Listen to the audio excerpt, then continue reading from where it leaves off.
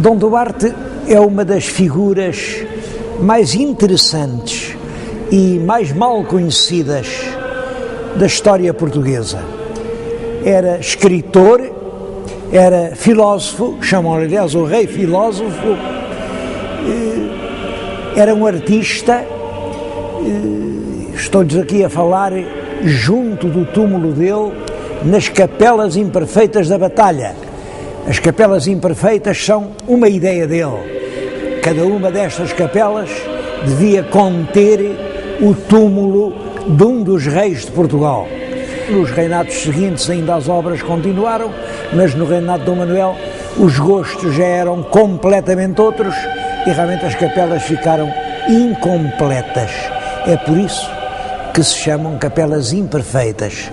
Mas no pórtico de entrada, que é ainda todo pensado e imaginado pelo rei Dom Duarte, está inscrita na pedra, muitas vezes, uma divisa: Loyauté ferré, tant que seré. Eu farei lealdade enquanto viver. Este foi realmente o lema do rei. A obra literária mais importante que ele nos legou tem exatamente o título: O Leal Conselheiro. Leal até à vontade do pai. Como vimos, a derradeira vontade del rei Dom João I, a que disse aos filhos na hora da agonia, foi a que deveriam passar em África para continuar a conquista que ele tinha iniciado em Ceuta. El Rei Dom Duarte logo sobe ao trono, não pensa em mais nada. A organização de uma grande expedição ao norte da África para conquistar Tânger, Arzila e todo o mais que se pudesse.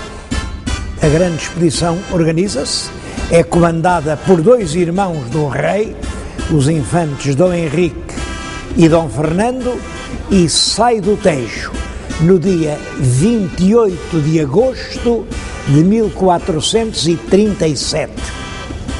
Chega a Tânger nos inícios de setembro, põe cerco à cidade. Simplesmente, dessa vez, a cidade não foi apanhada desprevenida. Os mouros sabiam que se preparava a expedição e estavam fortemente armados para a enfrentar. O infante Dom Henrique mandou fazer um palanque de madeira, como um fortim, e defendeu-se o mais bravamente que pode ser. A resistência ali, dentro desse palanque de madeira, aguentou 34 dias.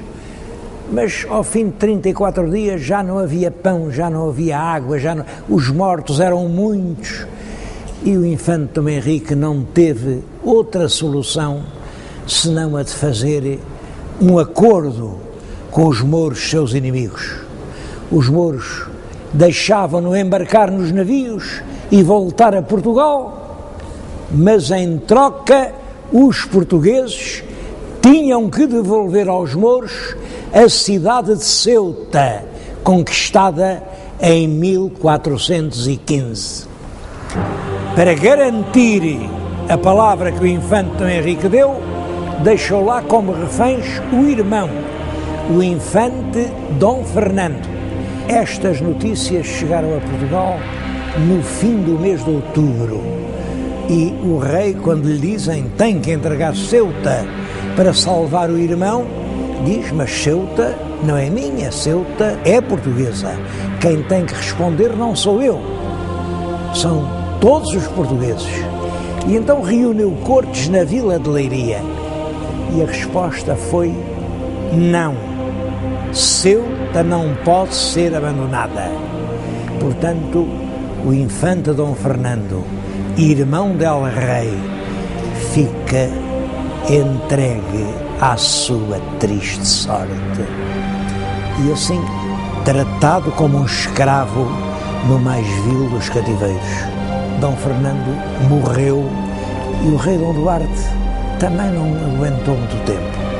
Nesse mesmo ano de 1438, ao vir das cortes de Leiria, ele morreu.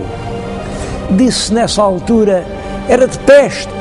Disseram outros: não, o rei não aguentou aquele desgosto de entregar a uma morte angustiosa o seu próprio irmão.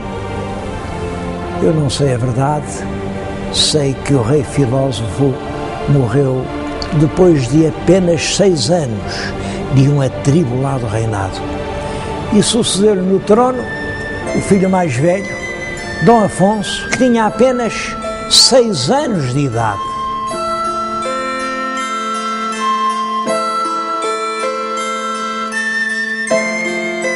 Esse período da regência do infante Dom Pedro é uma época de paz e de progresso para Portugal. Estou a falar-lhes nisto em Coimbra, diante do Paço Real, paço que ele habitava, porque ele era Duque de Coimbra e fazia aqui, de certo modo, a sede do seu poder. Foi, por exemplo, aqui que ele reuniu as armas que tinha adquirido para uma guerra que não chegou a haver, mas ele manteve as armas aqui neste palácio. É ele quem manda organizar as ordenações afonsinas. As ordenações eram compilações de leis. A regência tinha começado em 39. Em 46, o jovem rei fez 14 anos, que era a idade que se considerava mínima para poder exercer o poder real. O infante entregou-lhe o poder, mas de uma forma um bocado simbólica, porque realmente quem continua a governar é o infante Dom Pedro, até que, 2 anos mais tarde, os nobres convencem o moço Dom Afonso a exigir o poder para si. E assim é. Dom Pedro, fora do poder, começa a ser objeto de provocações, de pressões por parte dos grandes fidalgos, até que se dá a tragédia do combate de Alfarrobeira, na qual o regente perdeu a vida. A época do rei Dom Afonso V ocupa todo o terceiro quartel do século XV. Essa época coincide com o fim da Idade Média na Europa e com o princípio da Idade Moderna. Os historiadores românticos gostavam muito de apresentar uma data, 1453. Essa data é realmente importante porque nesse ano os turcos conseguiram dominar a cidade de Constantinopla, a capital do Império Romano do Oriente. Esse feito comoveu profundamente toda a Europa cristã e, é claro, o Papa fazia grandes apelos a todos os reis cristãos. É preciso combater o turco, é preciso lutar contra os inimigos da cristandade. O jovem Dom Afonso V foi dos reis que mais ouvidos deram aos apelos do Papa e resolveu dedicar uma grande parte do seu reinado à conquista do império em África. Ele realmente conquistou a cidade de Alcácer Seguer, depois fez 2 tentativas fracassadas para conquistar Arzila. Arzila era a chave para ocupar Tânger, para vingar a morte do infante Dom Fernando. À terceira, conseguimos realmente ocupar a cidade de Arzila, embora com um pesado preço de sangue, e quando os portugueses tomaram Arzila, os mouros saíram de Tânger, porque realmente defender Tânger já sem Arzila era impossível. É assim que o rei muda o seu título, ele até aí era rei de Portugal, e Dom Afonso V passa a chamar-se rei de Portugal e dos Algarves, da Aquém e da Além-Mar.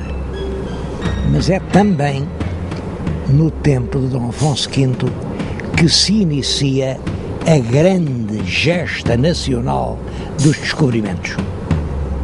Essa gesta está ligada a um nome, o nome do infante Dom Henrique, que era tio de Dom Afonso V.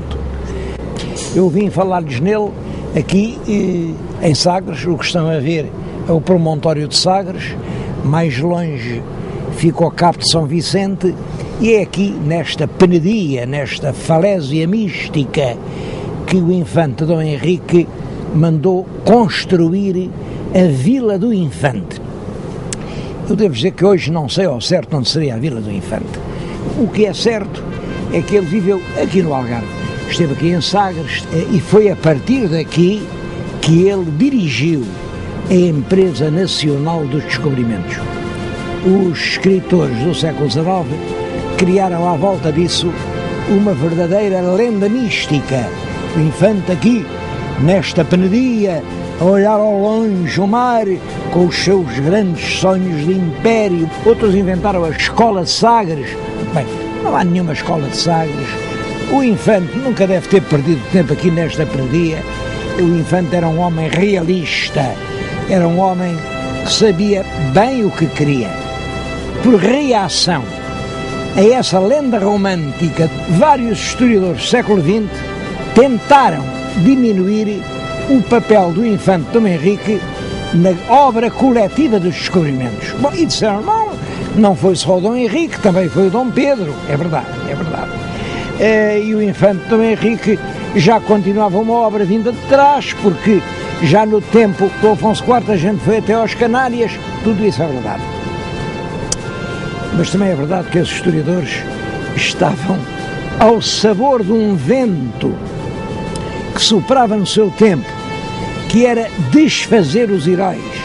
Eles tentavam apagar a lenda de heroísmo que fez do infante Dom Henrique o príncipe do mar, o infante de Sagres, o homem dos descobrimentos. Inicialmente a sua grande preocupação eram as Ilhas Canárias, porque as Canárias deviam ser portuguesas, porque já dizia o Dom Afonso IV que o primeiro rei cristão que mandou para lá uma armada foi o rei de Portugal, foi ele, Dom Afonso IV. Bom, a verdade é que o Papa deu as Canárias a um príncipe espanhol. Por isso, o infante Dom Henrique fez várias expedições para que as Canárias fossem portuguesas. E é num desses regressos de uma expedição às Canárias que o infante Dom Henrique manda ocupar umas ilhas que se viam ao longe, umas ilhas que já vinham em mapas antigos dos italianos, é a Madeira e Porto Santo. É importante que o grande colonizador da Madeira é o Zarco. O Zarco era um escudeiro do infante Dom Henrique, portanto, um criado da casa do infante Dom Henrique. E a Madeira revelou-se rapidamente uma grande fonte de riqueza. Foi de lá que vieram os grandes mastros que se punham nos navios maiores, porque lá havia florestas imensas. Dava tudo. Era a terra da promissão. Dava as uvas, dava um excelente vinho, que chegou até hoje a fama dele. É depois da Madeira que o infante Dom Henrique manda ocupar umas outras ilhas azuis que se iam no horizonte, e assim começa a ocupação portuguesa dos Açores, também com o escudeiro do infante Dom Henrique, que é o primeiro a ocupar a ilha de Santa Maria e a seguir a ilha de São Miguel. Depois o infante toma a peito descobrir todo o litoral africano. A primeira grande viagem é a de Gilianes, em 1437. É ele quem ultrapassa pela primeira vez o Cabo do Bujador.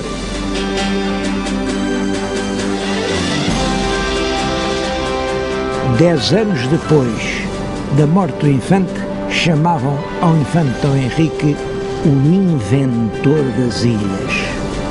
É realmente o infante quem inicia esse plano gigantesco que é a descoberta do mundo.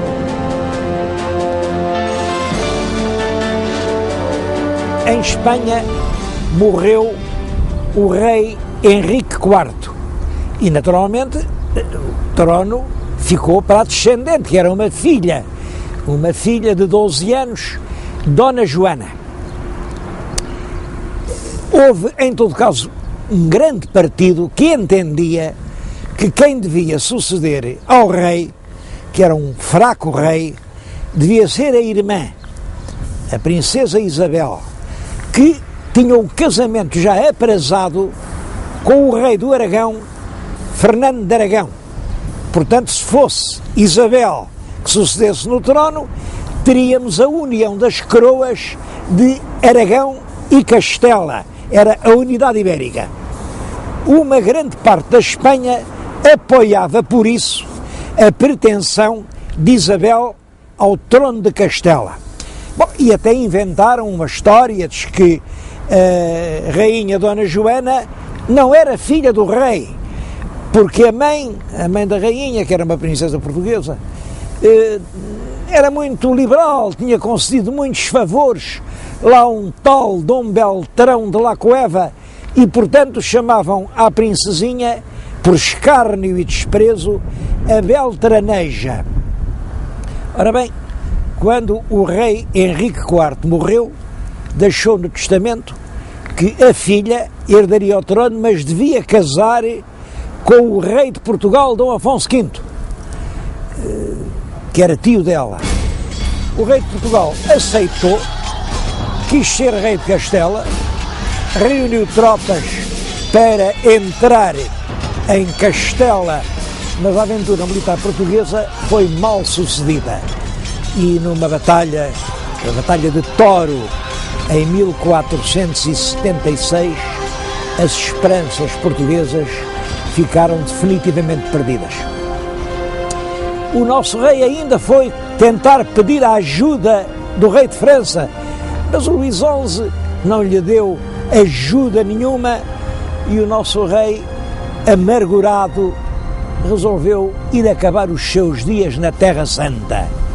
Mete-se a caminho e mandou uma carta para Portugal, para o Dom João II, que entretanto estava aqui, encarregado do governo, dizendo-lhe que ele ia para a Terra Santa e que Dom João II deveria subir ao trono e assumir o governo do país.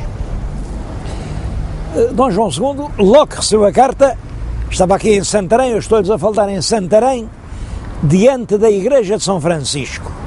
Ora, é exatamente aqui neste terreiro que Dom João manda armar um grande palco e faz a cerimónia da sua coroação, da sua aclamação como rei de Portugal. Ele precipitou-se porque o rei de França, que se considerava responsável por aquele seu hóspede real, mandou-o pôr no navio e ele desembarcou em Portugal. É claro que a partir daí Dom Afonso V é apenas uma sombra. Quem efetivamente governa o país é o filho, que ficou na história com o nome de Príncipe Perfeito.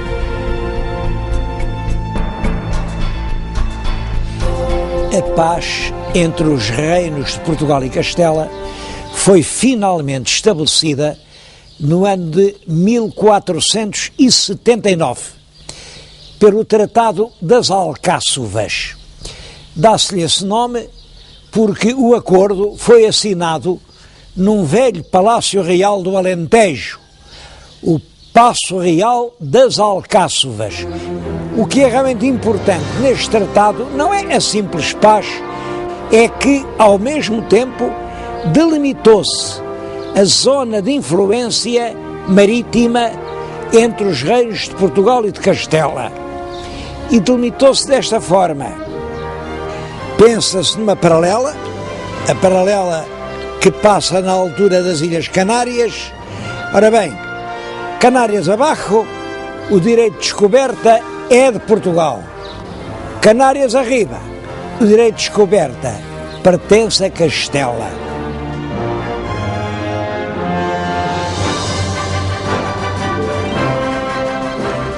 Foi também no Tratado das Alcáçovas que se combinaram as célebres terçarias de Moura. Terçaria é uma palavra antiga que significa depósito em poder de terceiro. Quando se discutia, por exemplo, a propriedade de uma coisa, se era de A, se era de B, não ficava nem na posse de A nem de B, mas entregava-se a um terceiro até que se decidisse quem tinha razão. Ora bem, neste caso, a terceira era a infanta portuguesa Dona Beatriz. Veio viver aqui para Moura e, Em poder dela, os reis católicos punham a filha mais velha. E o rei de Portugal pôs o neto mais velho, que era o pequeno infante Dom Afonso, também em poder dela. E aqui deviam esperar que tivessem idade para casar e assim se resolvia a paz ibérica. Quanto à pobre Dona Joana Beltraneja, preferiu entrar num convento onde depois passou o resto da sua vida. As terçarias de Moura foram suspensas ao fim de alguns meses. Os políticos fizeram novos planos, sempre na ideia de unir todas as coroas da Espanha, e as coisas deram muita volta. A verdade é que o tal infante Dom Afonso, filho do nosso futuro Dom João II, sempre acabou por casar com a princesinha Dona Isabel, herdeira do trono de Castelo. O príncipe casou e, poucos meses depois, em Santarém, quando cavalgava na ribeira do Tejo, o cavalo tropeçou, caiu, ele partiu o pescoço, morreu.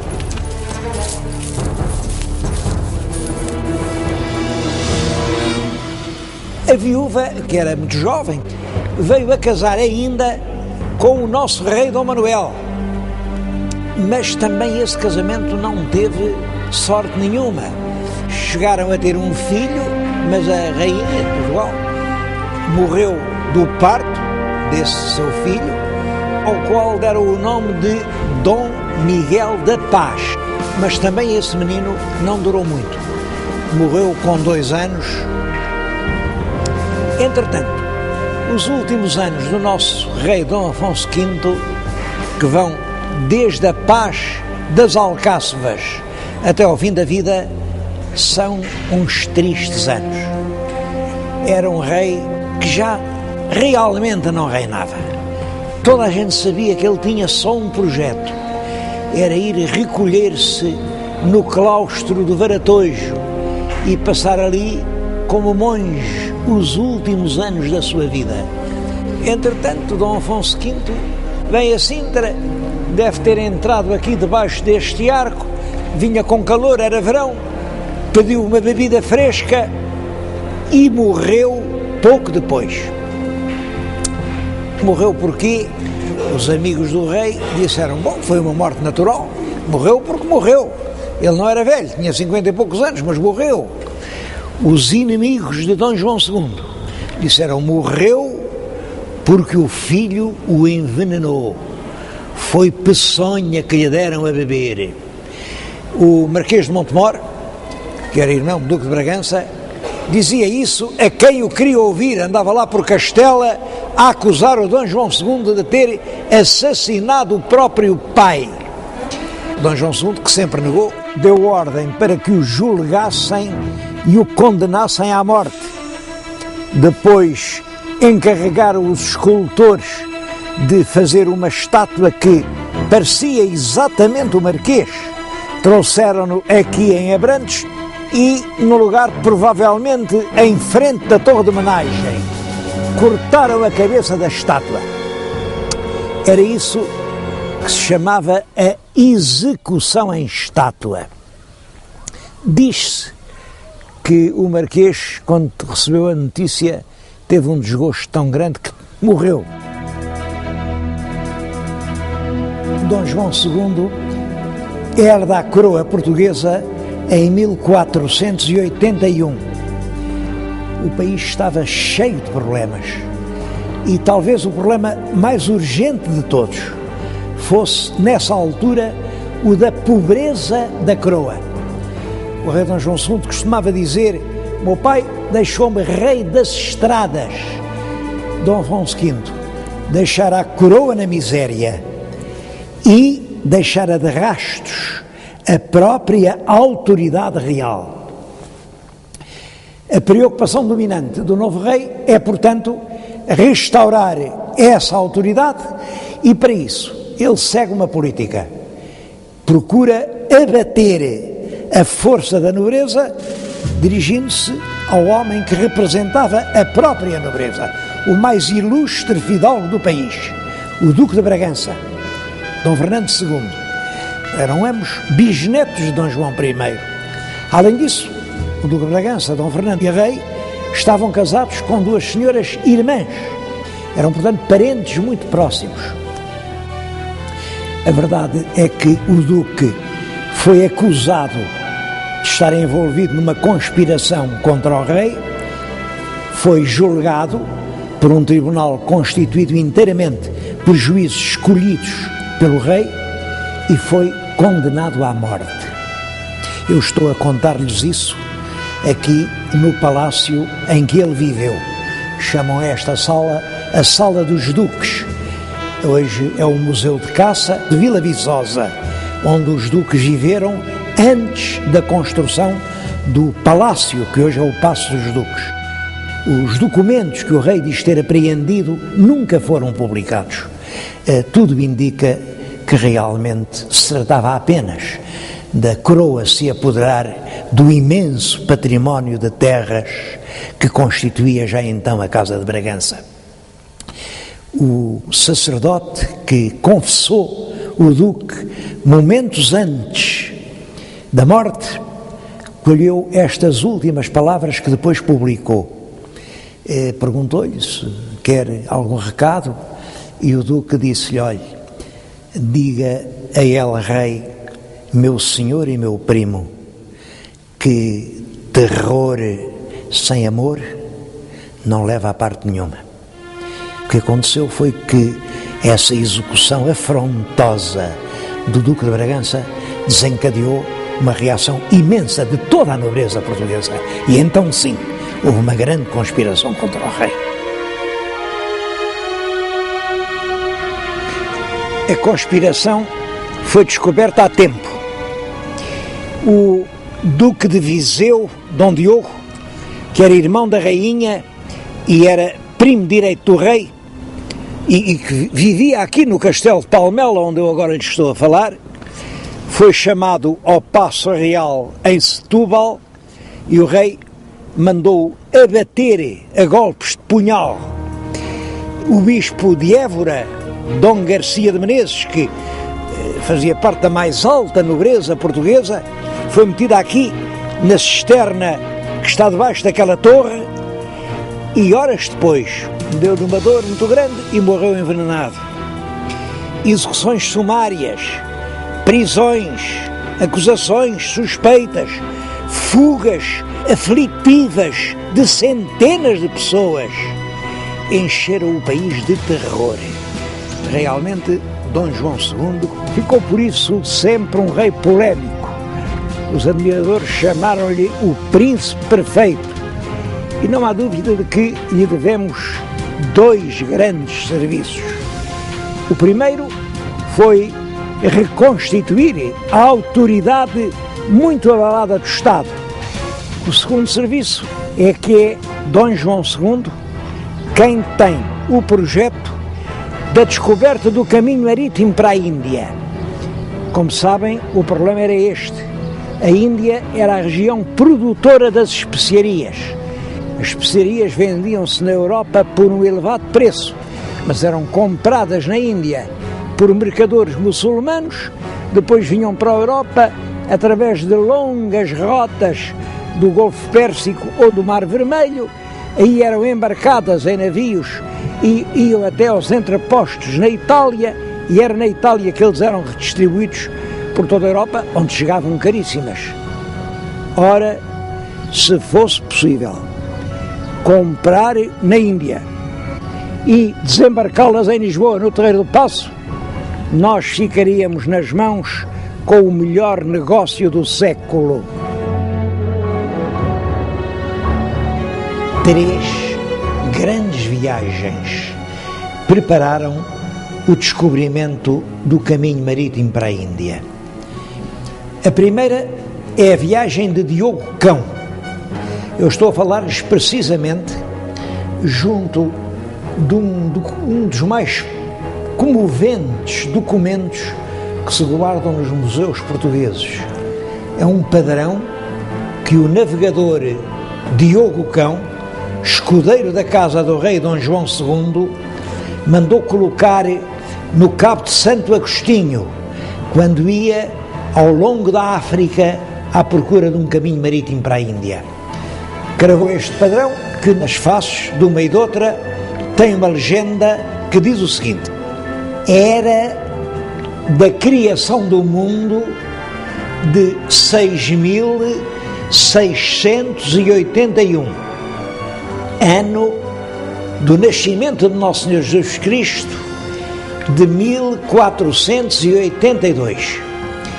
O muito alto, muito excelente e poderoso príncipe Dom João II de Portugal mandou descobrir esta terra e pôr estes padrões por Diogo Cão, escudeiro de sua casa. É impressionante esta ideia de marcar ali na pedra não só o ano de Cristo, que era 1482, mas também o ano da história do mundo, que nessa altura se acreditava que o mundo tinha sido criado há 6.681 anos. Ora bem, a colocação destes padrões e a descoberta do mundo novo representava uma mudança na história do mundo. A segunda grande viagem é a viagem por terra que Afonso de Paiva e Pedro de Covilhã fazem até à Índia para se certificar do comércio, das realidades. E a terceira viagem é em 1488, Bartolomeu Dias consegue dobrar o Cabo da Boa Esperança. Isto significa, ele descobre a passagem do Oceano Atlântico para o Oceano Índico. Se fosse possível navegar do Atlântico para o Índico, então sim, era possível ir de navio desde o Tejo aos portos da Índia, onde se criava e vendia a especiaria preciosa. O rei Dom João II, a partir do regresso de Bartolomeu Dias, ficou a saber que podia navegar até à Índia. E aqui é um dos enigmas da história portuguesa. Se ele sabia o caminho, porque é que não mandou logo os seus navios até à Índia? Bom, ele era um fino diplomata e tinha grandes razões para proceder assim. É possível que o casamento do príncipe português com a herdeira do trono castelhano, se não tivesse podido se fazer, se os reis católicos soubessem que afinal a coroa de Portugal estava de posse do grande negócio do século, do monopólio das especiarias da Índia. É possível que fosse isso. De qualquer maneira, a verdade é esta: Dom João II já sabe que pode navegar até a Índia, mas não mandou expedição alguma. E é no tempo que entretanto passa que se dá o episódio de Colombo. Cristóvão Colombo era um genovês que vivia em Portugal, certamente tinha conhecimento desse projeto dos reis portugueses de fazerem a ligação direta entre a Europa e a Ásia, e como isso ainda não tinha sido descoberto, julgava ele, apresenta um projeto novo a El Rei Dom João II. O projeto aparentemente é muito simples. Se o mundo é redondo, para ir à Índia, tanto se pode navegar para o Oriente, no sentido de nascer do Sol, como para o Ocidente, porque numa esfera todos os caminhos vão dar ao mesmo ponto. E ele propõe sair de Lisboa, navegar sempre para o Ocidente, no sentido do Sol, e assim acabará chegando à Índia. O nosso rei Dom João II viu o projeto, mandou-o estudar pelos seus cosmógrafos e rejeitou. Disse: não, o seu projeto não nos interessa. Cristóvão Colombo vai para a Espanha e oferece esse mesmo projeto aos reis católicos. E os reis católicos aceitaram o projeto. Realmente deram-lhe navios, deram-lhe uma tripulação, navega sempre no sentido do sol e acaba por chegar a umas terras que não estavam nos mapas e que ele pensa que são as ilhas japonesas. Dali à Índia não é longe e, portanto, acredita que realmente descobriu as Índias, e é essa notícia que manda para a Espanha. Colombo, depois da descoberta lá das suas Índias, não volta à corte dos reis católicos, volta à corte de Dom João II e vai dizer-lhe: eu já descobri a Índia. Bom, e a verdade é que ele faz-se acompanhar por os indígenas de uma cor parda e tem o cabelo liso. O cabelo não é encarapinhado como eram todos os nativos que o rei Dom João II conhecia. E pensou o diabo, se calhar estes são mesmo da Índia. E disse ao Cristóvão Colombo: bom, mas essas ilhas que acabas de descobrir são da coroa de Portugal, porque nós temos um tratado com Castela, que é o Tratado das Alcáçovas, que diz que tudo o que ficar para baixo do paralelo das Canárias pertence à coroa de Portugal. Colombo diz que naturalmente que não, ele navegou ao serviço dos reis católicos e, portanto, aquelas ilhas pertencem aos reis católicos. E Dom João II vai entabular negociações com os reis católicos para estabelecer as áreas de influência, para marcar o mar português e o mar castelhano. E é assim que se estabelece o Tratado de Tordesilhas. Agora a linha divisória já não é uma paralela, é o meridiano que passa 370 léguas a ocidente das ilhas de Cabo Verde. O que ficar para oriente dessa linha pertence à coroa de Portugal. O que ficar para ocidente dessa linha pertence à coroa de Castela. Ambas as partes ficaram muito contentes com esse acordo, porque tanto uns como outros julgaram que tinham enganado o adversário.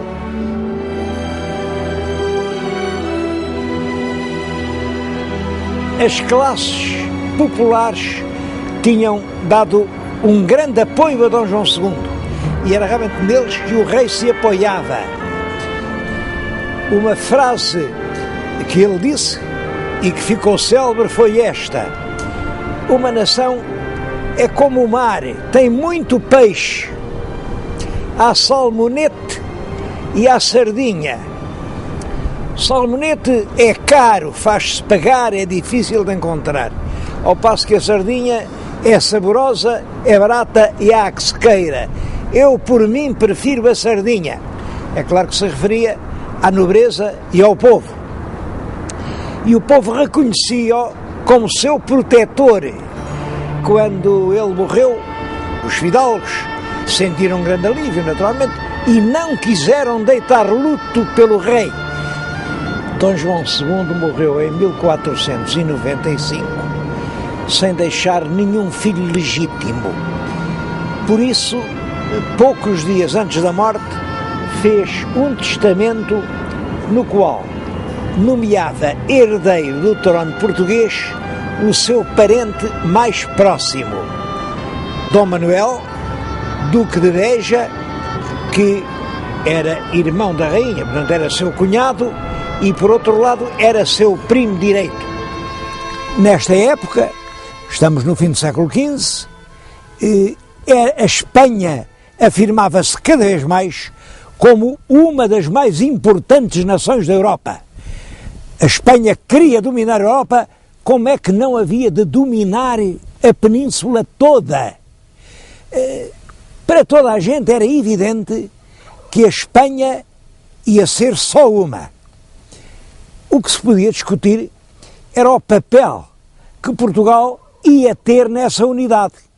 Íamos ser assim uma nação satélite, marginal, aqui com um vago governador de Portugal, ou poderíamos ser a nação cabeça, com a capital em Lisboa e a coroa das Espanhas na testa do rei de Portugal? Era isso que estava em discussão. Ora, o rei Dom Manuel teve, exatamente do mesmo modo que o antecessor, Dom João II, o projeto de unir todas as coroas da Espanha sob o cetro del rei de Portugal. E foi para isso que ele casou com uma filha dos reis católicos que podia vir a ser rainha de Espanha. Mas esse casamento teve um preço odioso. É que os reis católicos tinham como projeto prioritário a unidade da Espanha, mas uma unidade sob todos os aspectos.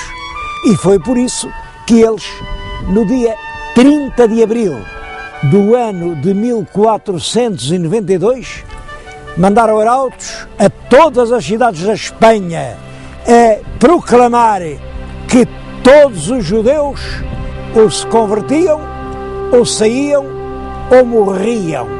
Perante aquela intimação, eles realmente saíram de Espanha. Devo dizer que os judeus em Espanha eram, nessa altura, centenas de milhares. Foram muitos desses que se vieram fixar aqui.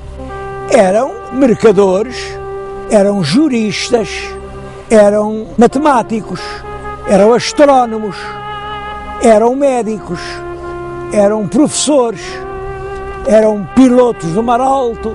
De certo modo, eram eles os quadros mentais do país. Eram eles quem geriam os grandes negócios. Portanto, a economia do país estava nas mãos deles. É muito possível que os reis católicos tenham compreendido o perigo que resultava desse verdadeiro êxodo de quadros. A verdade é que se o rei Dom Manuel casava com a possível herdeira dos tronos de Espanha, Dom Manuel vinha a ser rei de Espanha. E então os judeus tinham sido expulsos de Espanha, mas estavam aqui no Reino Unido, era como se ficassem lá dentro. Bom, seja como for, uma coisa é certa. Os reis católicos, para o nosso Dom Manuel poder casar com a filha, impuseram uma condição. Antes de casar, tinha de expulsar todos os judeus de Portugal.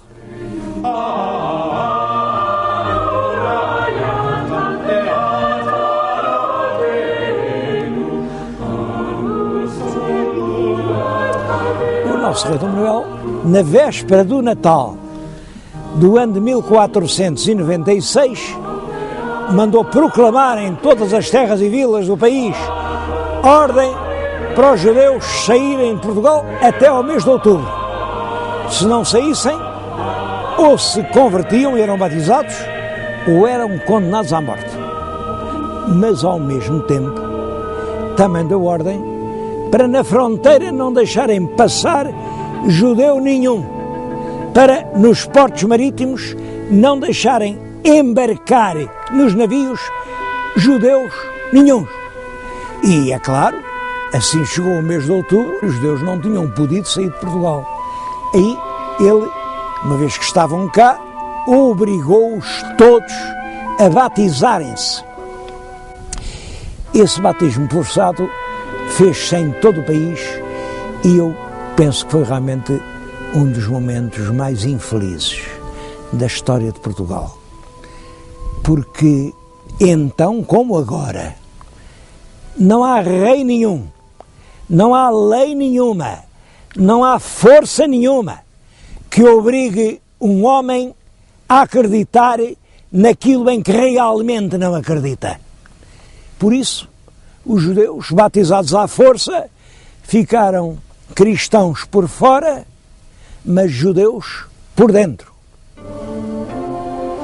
O rei Dom Manuel sabia bem que era assim.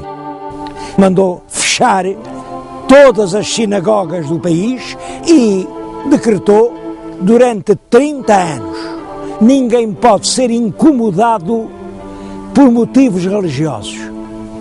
Acreditava ele que 30 anos depois já ninguém se lembrava sequer que tinha sido judeu. Enganou-se, porque as sinagogas fecharam,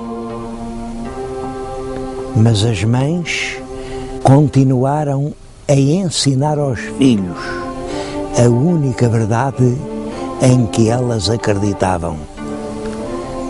30 anos depois, milhares de portugueses acreditavam que o Messias ainda está para vir ao mundo, que a lei nova é uma impostura e que a verdade verdadeira é a que a lei velha nos ensina.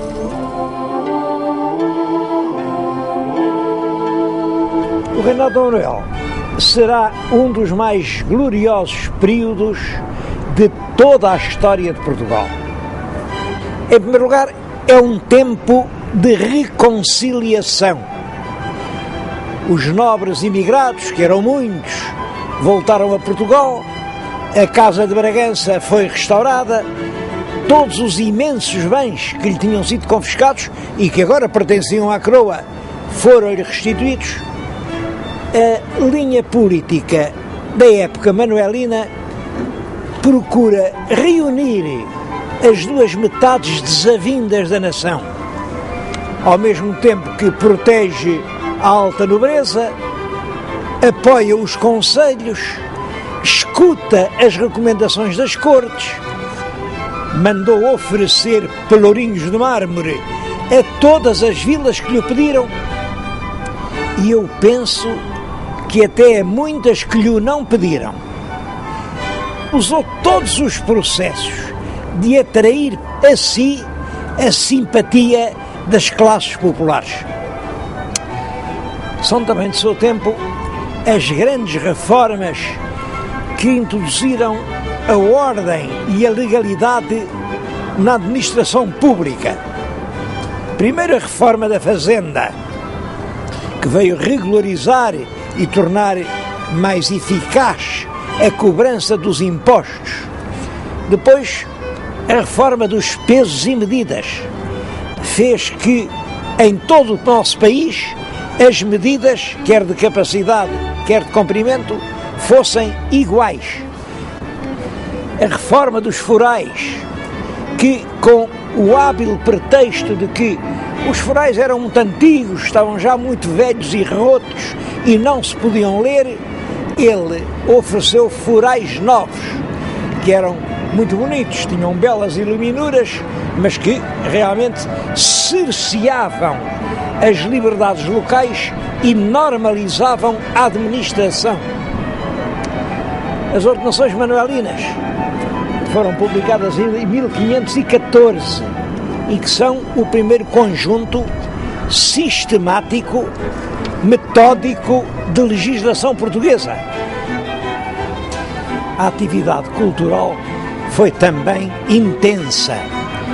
Construíram-se por todo o país monumentos, alguns dos quais de uma extrema importância, como por exemplo esta Torre de Belém, e que representa uma espécie de proclamação triunfal. Isto exprime toda a glória do rei por ter conseguido chegar à Índia. Ou ali o Mosteiro dos Jerónimos, em cujo portal está a estátua do próprio rei Dom Manuel e também a da rainha. Ou o claustro manuelino da Batalha, a matriz de Vila do Conde. Aliás, por todo o país, rara é a vila onde não se encontra uma presença manuelina. Nas letras avultam grandes nomes, o maior de todos é claro que é Gil Vicente, mas grandes cronistas como Garcia de Rezende, ou grandes poetas como Bernardino Ribeiro, como Sá de Miranda. Mas é claro que o facto mais notável de todo o reinado, mais notável pelas consequências que veio a ter na história portuguesa das décadas seguintes, foi a descoberta do caminho marítimo para a Índia. Assim, pelos fins do verão do ano de 1499, entrou no Tejo o que restava da frota de Vasco da Gama, que tinha partido 2 anos antes. Os navios vinham carregados de especiarias e, sobretudo, traziam uma surpresa que se fez estremecer as bolsas de toda a Europa. Afinal, era possível carregar diretamente nos portos da Índia os navios e descarregá-los aqui nos portos das cidades europeias. Claro que o rei não perde tempo. Manda organizar agora uma grande armada, 13 grandes naus, comandadas por Pedro Álvares Cabral, e manda-os caminho da Índia. Mas na viagem de ida, por alturas da Páscoa do ano de 1500, eles avistaram umas terras novas, a que puseram o nome de Terra de Veracruz. Um escriturário que ia a bordo de um dos navios, que era Pero Vaz de Caminha, registou com muitos pormenores todos os acontecimentos dos primeiros contactos entre os navegadores portugueses e os selvícolas que encontraram na selva brasileira. Esse documento é uma das obras-primas da nossa literatura de viagens e já com toda a razão se lhe chamou a certidão do nascimento do Brasil.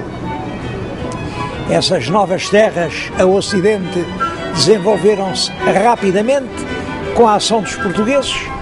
A colonização sistemática e oficial ordenada pelo rei só começa, todavia, em 1530, com a fundação da cidade de São Vicente e a instalação do primeiro engenho de açúcar. É certo que, passados mais de 20 anos, um outro grande navegador português, Fernão de Magalhães, tentou encontrar uma outra rota para chegar da Europa à Ásia. Era a rota do Estreito de Magalhães.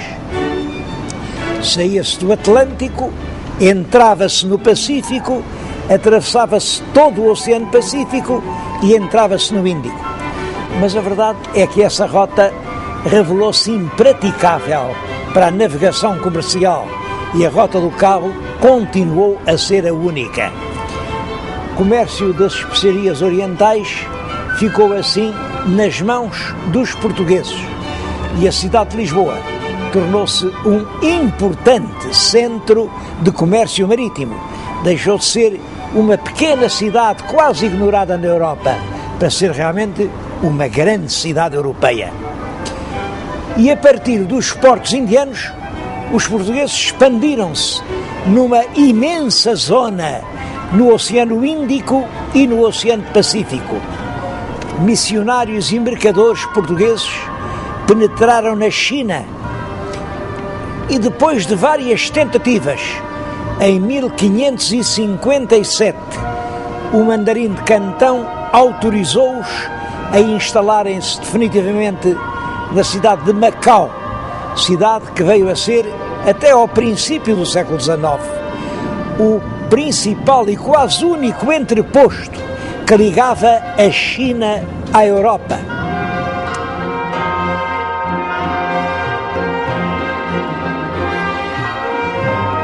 Mas a riqueza de Portugal durante a época da expansão é uma riqueza mais aparente do que real e que se apoiava em bases muito frágeis. Realmente nós trazíamos da Índia, onde comprávamos barato, as especiarias e podíamos vendê-las na Europa. Bom, mas na Índia tínhamos de as pagar o dinheiro, e nunca tivemos muito dinheiro, ou sobretudo com produtos que faziam falta na Índia, mas que nós também não tínhamos, que era o cobre, a prata, o coral, o chumbo, alguns tecidos preciosos E tudo isso nós tínhamos que o comprar no estrangeiro. Comprávamos geralmente a crédito e pagávamos um juro que excedia os 25% ao ano. Esse dinheiro era obtido dentro do reino por empréstimos. Esses empréstimos eram titulados pelos famosos padrões de juro. Isto significa que os produtos com os quais nós comprávamos as especiarias nos ficavam tão caros que as especiarias acabavam por não dar lucro. É que para podermos fazer o nosso negócio, tínhamos que assegurar o domínio militar das regiões. É assim que começa a ideia do Império Português no Oriente. Mas além das despesas da Índia, havia muitas outras. Era preciso sustentar os milhares de homens que estavam nas praças do norte da África e para quem era preciso mandar tudo. Era preciso pagar ao pessoal em serviço na corte. A corte que tinha tido 200 servidores na época de Dom João II e 4.000 na época de Dom Manuel. E toda essa gente vivia à custa do que o rei lhes dava. As despesas eram tantas que um tesoureiro, o Fernando Alves de Andrade, a certa altura escreve: nem que o dinheiro se apanhasse com gamelas nas areias da praia chegava para esta despesa toda.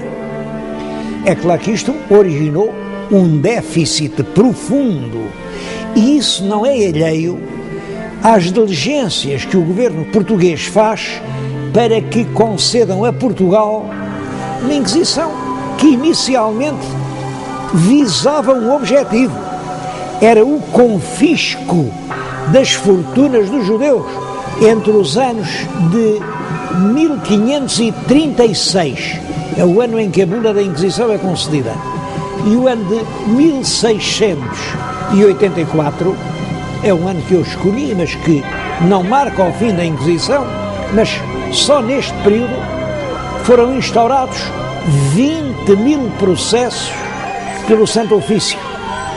Em consequência, foram queimados nas fogueiras 1.377 pessoas. Muitas outras foram condenadas. Ora, como calculam, não há ninguém que goste de ser queimado.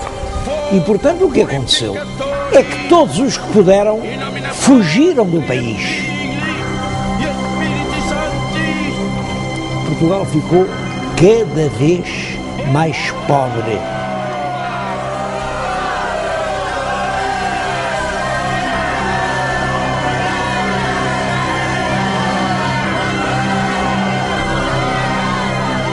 E é em plena crise que morre o rei Dom Manuel, que lhe sucede no trono o filho mais velho, que é o rei Dom João III, e como o rei Dom João III, à data da morte, não tem nenhum filho, quem lhe vem a suceder no trono é um neto que, quando herda a coroa portuguesa, tem apenas 3 anos de idade. Por isso, o poder é exercido primeiro pela rainha-avó, Dona Catarina, depois por um tio-avô, o cardeal-rei Dom Henrique, até que o jovem, o pequenino príncipe, Dom Sebastião, atinge a idade de 14 anos e começa a reinar em 1568. Devo dizer que é um reinado que dura apenas 10 anos.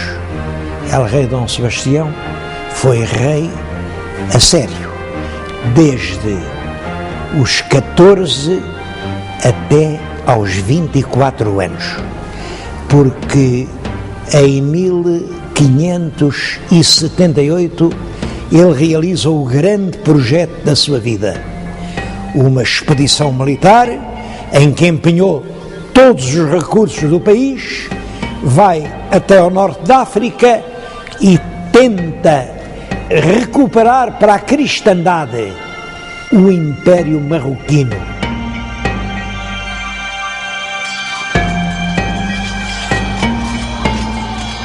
é a terrível batalha de Alcácer Quibir, no verão de 1578, em que El Rei perdeu a vida e todo o exército português ficou ou morto ou cativo.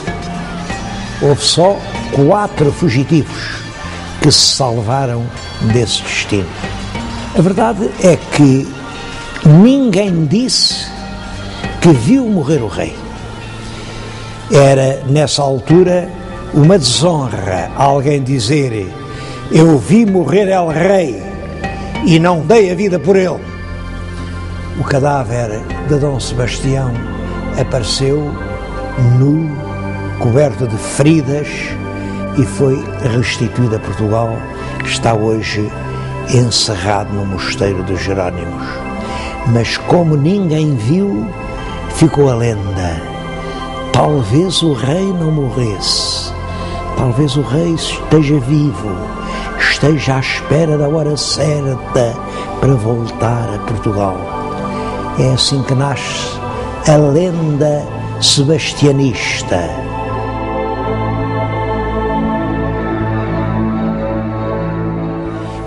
Foi durante o reinado de Dom Sebastião que foi publicada em Lisboa, em 1572, uma obra que depressa viria a ser reconhecida como um dos pontos mais altos atingidos pela poesia portuguesa. Estou a falar dos Lusíadas, de Luís Vaz de Camões. É um exemplar da primeira edição. É um livro raríssimo.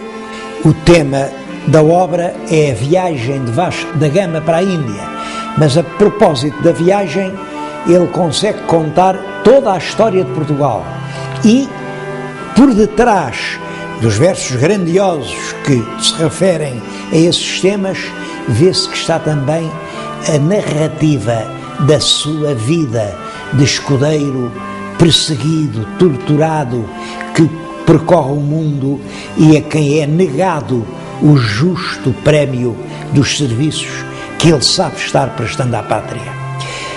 Esta obra tem a maior importância. Primeiro porque depressa ela se identificou com uma espécie de consciência portuguesa. A camada culta dos portugueses viu nos Lusíadas o livro nacional. Claro que Camões não fez apenas os Lusíadas, mas foi este o único livro que ele pôde publicar em sua vida. Ele deve ter morrido em 1580 e 15 anos depois, os admiradores reuniram num volume as poesias líricas que andavam dispersas por vários cancioneiros. A primeira edição, também hoje muito rara, é esta: Rimas ou Ritmas de Luís de Camões. É claro que apresenta aqui apenas uma parte da obra lírica do grande poeta.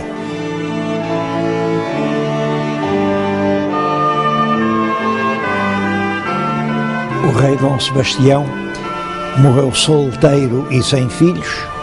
Ele também não tinha irmãos e por isso a herança da coroa vem a recair no cardeal infante Dom Henrique. Era o último filho ainda vivo do rei Dom Manuel, mas ele já estava com uma idade avançada e punha-se esta questão: e quando o cardeal rei morrer, quem vai ser a rei de Portugal? Dom Henrique resolve reunir cortes em Almeirim para resolver essa questão que preocupava todos os portugueses. Claro que quem teria direito ao trono seria um neto do rei Dom Manuel. E Dom Manuel tinha vários netos vivos, mas os 3 cuja candidatura era mais séria eram Filipe II, que era rei de Espanha, mas era herdeiro por via feminina. A duquesa de Bragança, Dona Catarina, portanto herdeira por via masculina. E era Dom António, prior do Crato. Esse era varão e era filho do infante, simplesmente dizia-se que não era filho legítimo. Quase toda a nobreza, sem exceções, defendia a candidatura de Filipe II, porque o país estava realmente necessitado de auxílio. O povo entendia que entregar a coroa portuguesa ao monarca estrangeiro era abdicar da nossa independência. Por isso, apoiou a causa do Dom António Prior do Crato. Chegou mesmo a aclamá-lo rei em Santarém e trazê-lo até Lisboa. Foi um reinado efêmero, porque, entretanto, morreu o cardeal Dom Henrique, sem nada ficar assente, mas ele nomeou uns defendidores para dizerem quem teria mais direito à sucessão real. E os defendidores pronunciaram-se a favor de Filipe II, rei de Espanha. Filipe manda o seu exército, comandado pelo Duque de Alba, entrar em Portugal, e ele entrou sem dificuldade em Lisboa. E é assim que começa a terceira dinastia. Chama-lhe dinastia filipina porque os três reis que a constituíram, Filipe II, Filipe III, Filipe IV, todos eles chamavam Filipes.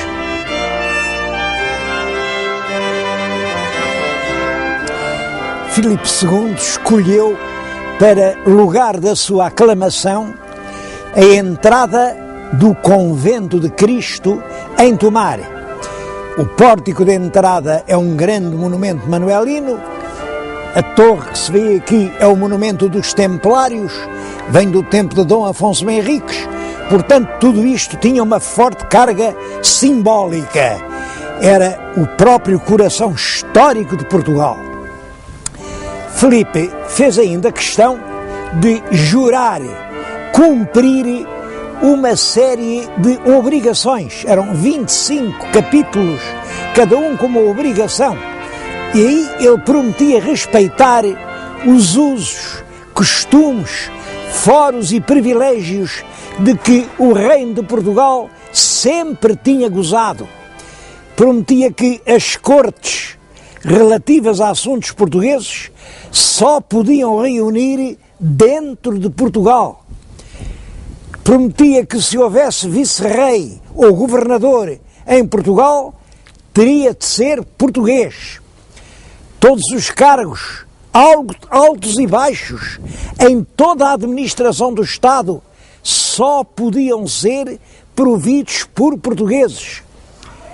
Todas as guarnições das fortalezas, quer aqui no Reino, quer no ultramar, só podiam ser formadas por soldados portugueses.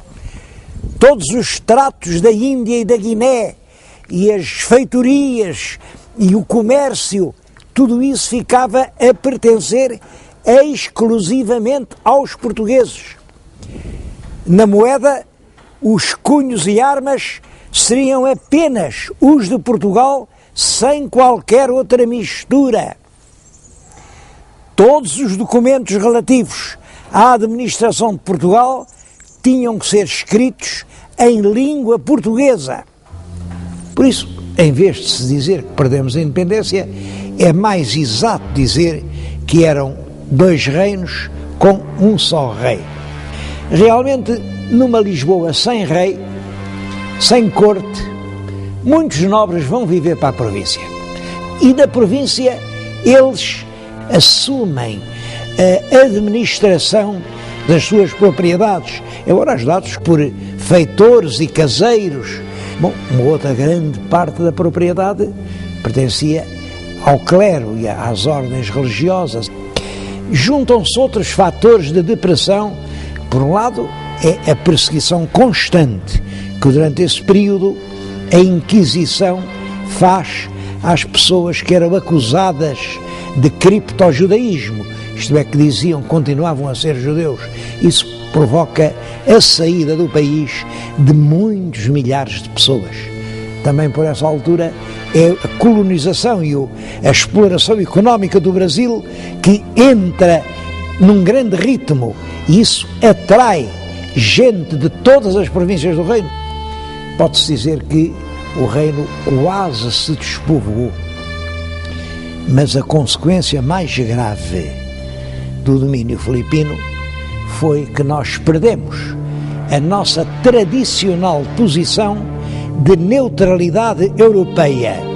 Nos conflitos europeus, esses conflitos eram fundamentalmente entre a Casa da Áustria e a Casa da França. E Portugal, entre as duas, permanecia neutro. Mas agora nós éramos um dos vários Estados da Casa da Áustria. E, portanto, isso atraiu-nos a inimizade e os ataques de todos os inimigos dos Áustrias, que eram a Inglaterra, que eram os Países Baixos, aos ataques franceses ao Brasil. Os ingleses na Índia ocupam-se das nossas possessões e isso teve consequências muito negativas para o comércio português. É claro que os ataques ao Brasil e a necessidade de nos defendermos obrigaram a certa altura a Espanha a impor impostos pesados para a defesa brasileira. E quando o Conde Duque de Olivares, ministro Filipe IV, vem tentar cobrar impostos, isso provoca uma rebelião, principalmente no Alentejo, e que teve a sua sede em Évora. Não se sabe ainda hoje ao certo quem eram os chefes da rebelião. Sabe-se que os papéis que apareciam aqui nas esquinas da cidade a dar instruções para a revolta vinham assinados pelo Manuelinho de Évora, um pobre tonto irresponsável. Toda a gente sabia que o Manuelino não fazia nada daquilo, mas a revolta ficou conhecida com o nome de Manuelinho de Évora. Foi em 1637. Os Filipos, com alguma dificuldade, isso ainda demorou algum tempo, conseguiram debelar a revolta popular e os nobres mantiveram-se sempre à margem.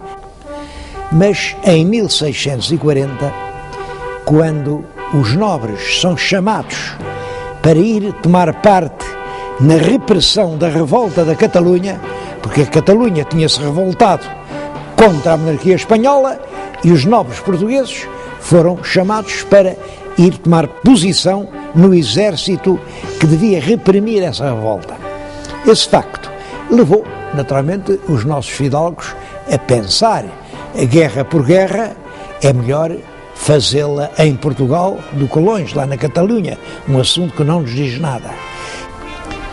E foi assim que deflagrou em Lisboa a revolta do 1º de dezembro de 1640.